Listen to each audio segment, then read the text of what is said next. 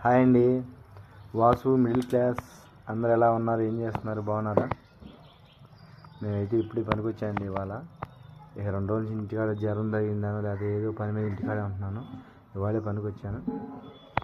చూడండి, ఇప్పుడు తినబోతున్నాను. నేనైతే ప్లేట్ తెచ్చుకున్నానండి. కూరలు అయితే చూద్దాం రండి.